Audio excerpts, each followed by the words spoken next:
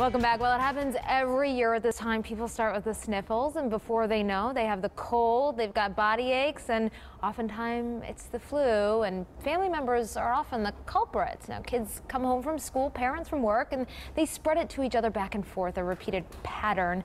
Unless you create a safe room, according to Dr. Steve Schwartz, who is a family physician. He's been one for more than 25 years. Good morning, Dr. Schwartz. Good morning. Nice to have you here.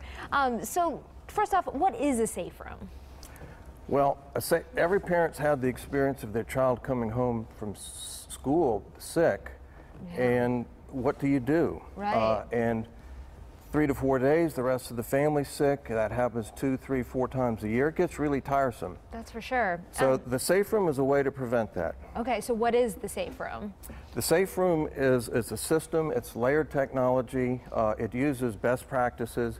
And it's a way to stop the spread of the virus and contain the infection. So what are you when you're talking about layered technology, what does that mean? Well, a layer is, let's say one layer would be gloves and mask. Another layer would be isolation, so putting somebody into the room itself, kind of following the 6-foot rule, making sure that they stay 6 feet away from other family members. 6 feet, is that how far the flu can spread even if you're not, necessarily touching them in terms of being airborne? Yes, exactly. So if you have a cough, it releases small little aerosolized, particles with virus in it. If you have a sneeze, that's the most contagious. It has little larger particles. But they generally will settle out, and usually by about 6 feet they settle out, and so it's a lot safer than being very close. So you recommend designating one room in your house to being a quote-unquote safe room, right? Yes. And what are those items in the safe room? I mean, you talked about the layered technology like the masks and gloves, but then what else is in there? Well, you need to have wipes that are laboratory tested that says that they kill flu viruses and cold viruses. You need to have a thermometer. You should have some Flunata. This is an interesting product.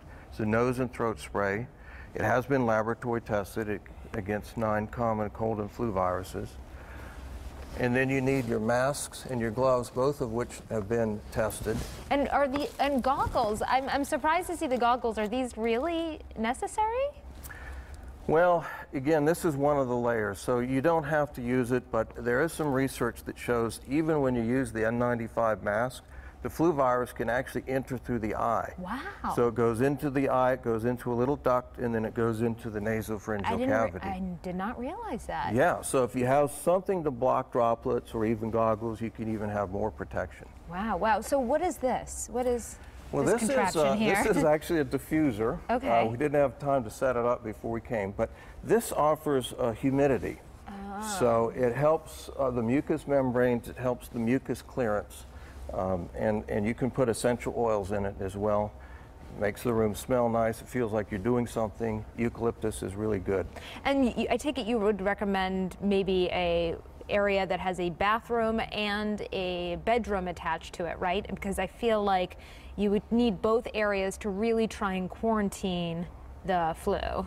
Yes, typically your guest bedroom is fine. Any bedroom with an adjacent bathroom is really what you want.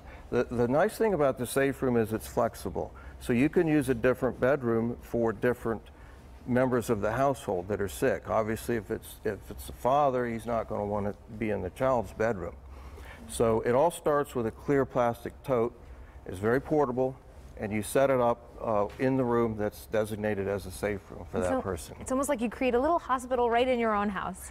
Well, you really do. We're using some of the techniques from isolation rooms, and now all that technology to contain infection is affordable and it's inexpensive.